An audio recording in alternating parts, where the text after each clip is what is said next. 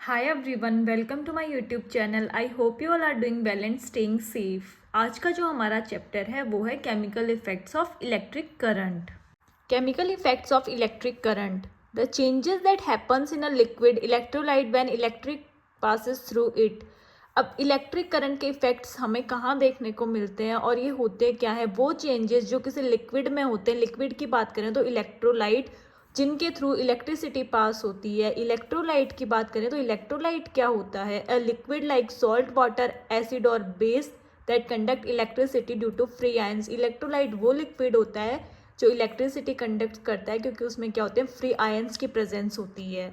Good conductors of electricity, materials that make it easy for electricity to go through it. Good conductors of electricity क्या होते हैं? वो material जिनके through electricity easily pass हो सके, वो गुड कंडक्टर्स होते हैं। एग्जाम्पल की बात करें तो copper, aluminium, gold, water, human body etcetera. Bad conductors of electricity, bad conductors of electricity क्या होते हैं? बैड मतलब materials that do not allow the free flow of an electric current through them. वो materials जिनके through electricity pass नहीं होती है वो बैड कंडक्टर्स ऑफ इलेक्ट्रिसिटी होती है। Example rubber, plastic, would etcetera. Do liquids conduct electricity, क्या liquids भी इलेक्ट्रिसिटी कंडक्ट करते हैं? Yes, many liquids conduct electricity by the movement of ions. Liquid, बहुत सारे लिक्विड्स ऐसे होते हैं जो इलेक्ट्रिसिटी कंडक्ट करते हैं और वो भी उनमें फ्री आयंस की प्रेजेंस की वजह से। एग्जाम्पल की बात करें तो ये बैटरी है। बैटरी का एक टर्मिनल जो है वो वायर से कनेक्ट किया गया है और दूसरा टर्मिनल भी वायर से कनेक्ट किया गया है। यहाँ पर एक बल्ब लगाया गया है और ये जो वायर है इनको एक कंटेनर में डाला गया है। उस कंटेनर में क्या फिल है? नेचुरल वाटर फिल है। और वहाँ से क्या हुआ? इन वायर से जो है इलेक्ट्रिसिटी पास हुई और वहाँ से क्या हुआ? बल्ब हमें जलता हुआ दिखाई दिया। तो इसका मतलब हुआ normal tap water is a good conductor of electricity. जो हमारा नॉर्मल नल वाला पानी है वो क्या है? गुड कंडक्टर ऑफ इलेक्ट्रिसिटी, क्योंकि इनमें जो आयंस प्रेजेंट थे उससे क्या हुआ? बल्ब ग्लो हुआ।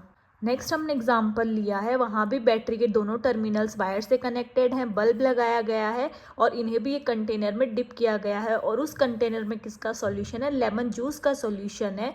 तो वहाँ से क्या हुआ? आयंस निकले और वायर से पास होते हुए उन्होंने क्या किया? बल्ब को ग्लो करवाया।